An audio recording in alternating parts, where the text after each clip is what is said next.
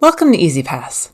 Yes, this is the top of the pass, not the start of the trail, but today we're going to start at the top and work our way back down, where I will show a bit of what it takes to get here, and some of the lovely, but less glamorous bits of the trail, including a special bridge and some incredible fungi. This pass straddles the North Cascades National Park boundary line, with most of the larches being on the National Forest side of the line, and therefore dog-friendly. There isn't an actual line up here, but there is this one post that serves as a solo marker. If you venture to the park side of the line, you can do a small loop around the back side of the ridge and get a great view of glaciated Mount Logan and sweeping valley. If you get an overnight permit, you can dip down into the valley and make this just the start of an adventure. I wish the lighting was better here so you could see the majesty and color of this landscape. Luckily, it is great lighting for larches. These golden larches only look like this for a few weeks every year, but we caught them at just the right time and got perfect weather. They are specialists that seem to prefer some of the harshest places, like ridgetops where they will be battered by the winter storms. Their needles feel almost silky, and they may appear delicate, but their trunks are incredibly tough. Their eastern cousins were prized by early settlers for boat building. They would leave tall stumps when the trees were cut, then carefully remove the roots along with the stump to take advantage of the naturally curved shape.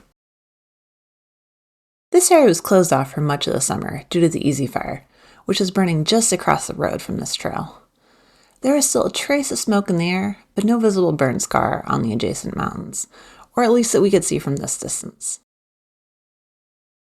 Something that was very surprising I found delightful on this trail was the lack of sunshine.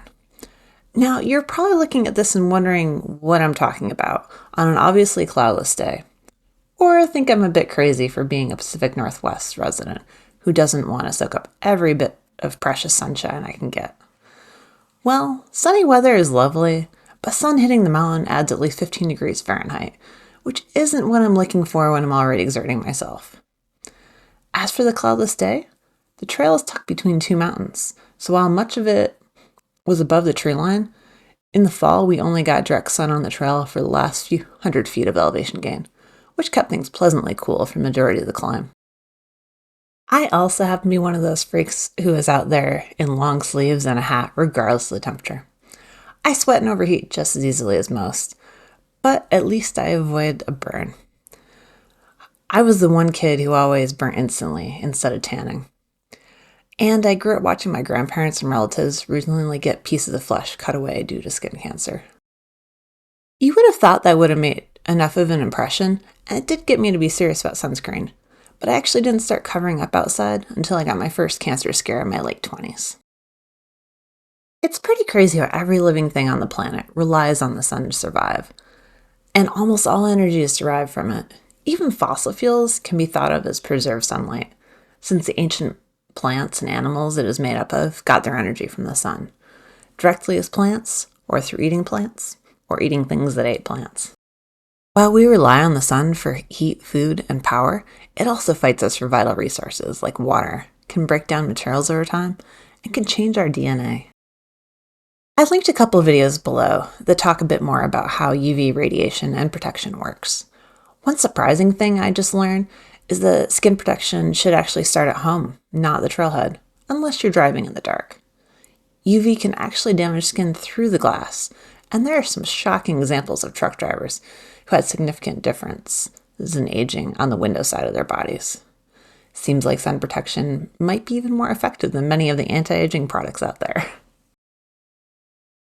It seems like the environment here was perfect for mushrooms. We saw lots, and there were some real monsters.